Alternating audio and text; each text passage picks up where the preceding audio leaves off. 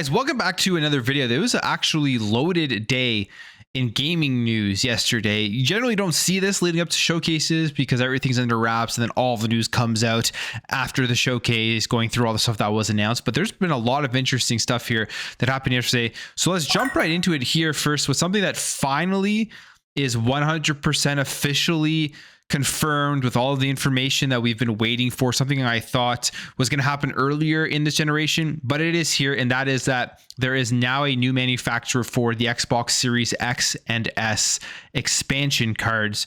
So if we take a look here, it says here the WD Black Xbox Series X and S memory expansion cards have been confirmed, and they're going to be available in 512 gigabytes or 1 terabyte in sizes.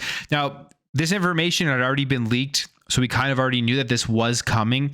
But what we do have officially here is the pricing for these cards and just their overall availability. It says the 512 gigabyte card will now be priced at $80 and the 1 terabyte card will be at $150. And they're actually both available to buy right now via WD Black's website, which gives you that second option here from the Seagate expansion cards.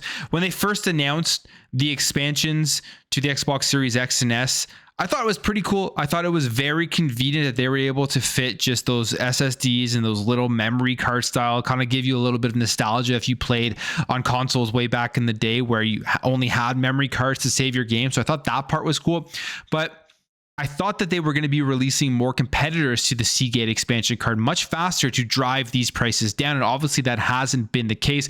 And when there is this proprietary tech for things like memory cards, if you remember how brutal it was for the PS Vita when they released that handheld and they had their proprietary memory cards for that. And that was one of the major reasons why I think the PS Vita failed.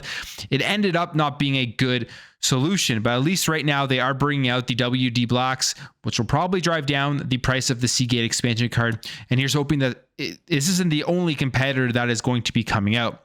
But now I think at these prices for a terabyte, $150 is a far more affordable price than what it was previously. And here's also hoping that they do also release a 2 terabyte card at some point, which will also be cheaper than what the prices currently are here. But it's good to see this. I will probably at this point now end up picking up an expansion card, probably a 1 terabyte. I mean, for that price, it's much better than what it was previously. But we'll see if there is any more that comes out, and let me know, guys, if you're going to be picking up one of these WD Black Xbox Series X and S memory cards. Now, in terms of showcases, we did get another announcement for an exciting showcase, and that is a Capcom showcase that is going to be coming on June 12th. And this is a showcase that is going to be at 3 p.m.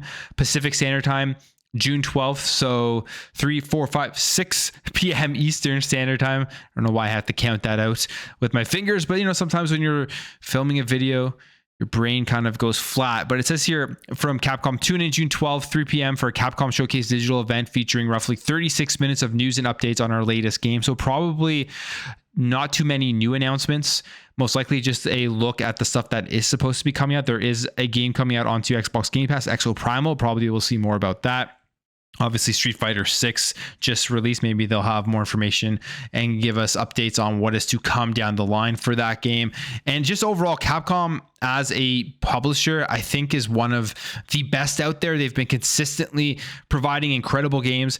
They've been consistently putting their games on every single platform and not holding it off other platforms. And one of the things maybe they will announce at this Capcom showcase, which is a game that people probably thought was going to be coming at other showcases, is a brand new Monster Hunter game. But we will see exactly what that happens. But the runtime is 36 minutes, and they say some of the games included in the show aren't suitable for children. So some mature stuff's coming. Maybe we will see some more of Dragon Dogma 2, which I really hope that they dive deeper into that, which was announced at, or shown off at, the PlayStation showcase this year. And again, that is a multi-platform game that is going to be coming out everywhere. And honestly, a game that I really am hoping for here that they do announce is finally Mega Man 12. But again, we will see. Maybe that isn't at the top of their priority in terms of the games that they are releasing. Now, jumping over here to another Japanese publisher, and that is Square Enix. And apparently Final Fantasy IX Remake is actually real. And this comes via Jeff Grubb and his Game Mess Mornings podcast. And he says here, most of the Square Enix games from the NVIDIA leak in early 2023 have been confirmed or even came out by now, except for Final Fantasy IX Remake and Final Fantasy Tactics Remaster. I will say, I heard very recently, once again, Final Fantasy IX Remake is real. That is real and happening. So if you're a Final Fantasy fan, I mean, we are in an era right now where Final Fantasy is coming out fast and furious with 16 and then Final Fantasy 7 Remake. And then if they release Final Fantasy 9 Remake, it would just be an insane amount of Final Fantasy games to kind of get scratch everyone's itch for Final Fantasy. The one thing here, again, when we're talking about Final Fantasy, we're talking about Square Enix, it's always kind of bittersweet, because as somebody who does enjoy the Final Fantasy series, it's bittersweet to know that there's a good likelihood that PlayStation is going to try to money hat all of this stuff and keep it off of the Xbox platform like they did with Final Fantasy 16. We have heard some early reports here that pre-orders for Final Fantasy 16 aren't going up to expectations, and if that actually plays out when the game releases, if the initial sales of Final Fantasy 16 are not meeting Square Enix's expectations, maybe this will persuade them to not make these exclusivity deals and release these games multi-platform for everybody so they can make as much money as possible, knowing that, I mean, we look at the numbers for first-party games on PlayStation. People love to tout the first-party games as the thing that pushes those consoles, but it is a small percentage of actual PlayStation gamers that actually go out and purchase the first-party games. We have those statistics. It would probably be the same here for the Final Fantasy games. There's millions, hundreds of millions of PlayStations, and with PS5 specifically, there is 30 plus million PlayStations. How many people out of those 30 plus million are actually going to be going out and buying Final Fantasy 16?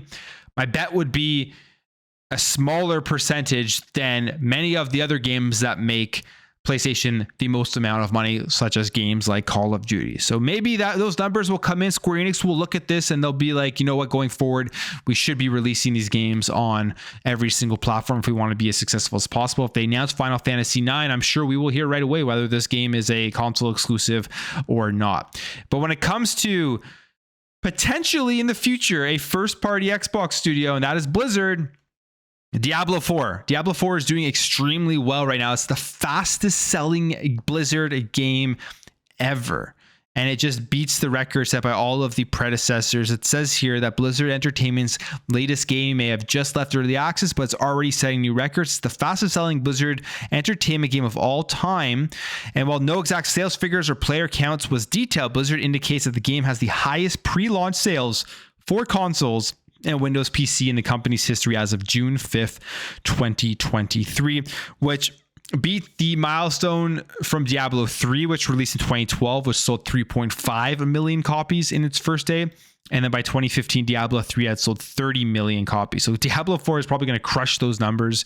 And I mean, if you're Xbox, you're looking at this and you're thinking, this is a game you want in your first party studios. This is a game that you want to be able to market and sell via the Xbox. I mean, if you go on to the Xbox store, it is just plastered with Diablo 4 marketing. And even with their social media stuff, they are marketing now the red Xbox Elite controller with Diablo 4. And let's say hypothetically the deal closes and this becomes an Xbox first party game studio game. They're going to keep this obviously multi-platform going forward. All the updates are most likely coming to all of the future platforms out there, because this is a game that released. It's not a new IP and it released before the deal was closed. And it's a smart thing. It seems like it's going to be one of those games. We'll see the numbers officially when they do release it, that you probably want to keep this thing multi-platform, because that's how you're going to guarantee the most amount going forward. It'll most likely be coming into Xbox Game Pass as well, which is going to be increasing the numbers and boosting it even more. And this is a game where you're going to be able to spend additional money on top of the actual purchase price for the game. So it makes sense perfectly for a subscription service. And on top of that, obviously, it is co-op. So very interesting. Great for Diablo 4. I haven't jumped into it yet, but I definitely will be at some point. I can't wait to play. There's just so many games out there. And this is one that it's going to take up all your time. Like, you're going to spend months and months and years playing this game. It's just never going to be ending. So you really have to dedicate a ton of time to it. But yeah, great success here for Diablo 4. And finally, Microsoft, they've been fined $20 million for illegally collecting children's data on Xbox. So they were fined $20 million by the FTC, and they say that as it currently deals with the FTC regarding its attempted purchase of Activision Blizzard, Microsoft has another problem on its hands. Microsoft has been fined $20 million for illegally collecting the personal data of children via Xbox. And in a statement released by the FTC, Xbox sign-up process is in violation of the Children's Online Privacy Protection Act. The FTC also says Microsoft was illegally retaining children's personal information, specifically saying here, our proposed order makes it easier for parents to protect their children's privacy on Xbox and limits what information Microsoft can collect and retain about kids.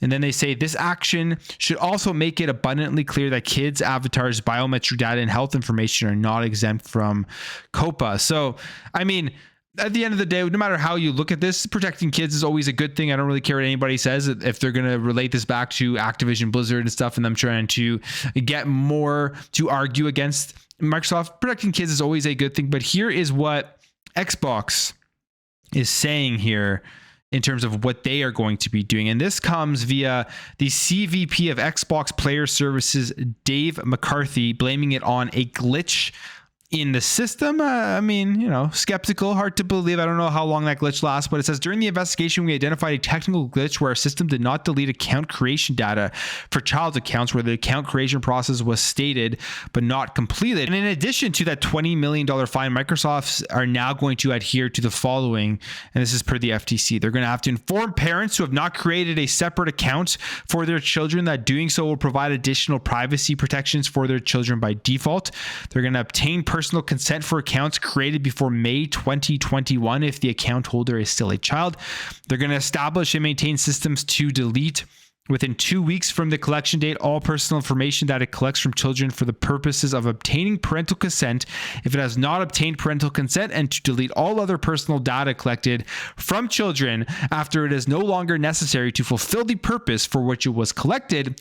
Finally, they're going to notify game publishers when it discloses personal information from children that the user is a child, which will require the publishers to apply COPPA's protections to that child. So, I mean, I'm 100% for things put in place to protect children and to protect the information of children. I think it's very important. And we'll see if this has any effect in the Activision Blizzard stuff. I don't really know how it would or if it would, but maybe you have the FTC coming out here and saying, if we give them more power, we give them Call of Duty, we give them Activision Blizzard, there's this X amount of children that play, and can we trust them with all of that information within their system? I don't know, just speculation.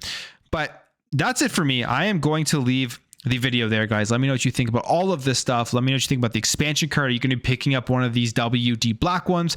What are you expecting from that Capcom showcase?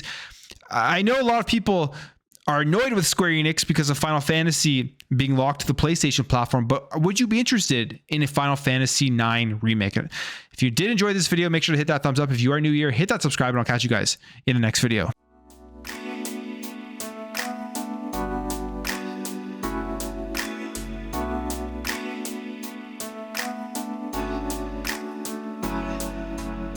We'll be right back.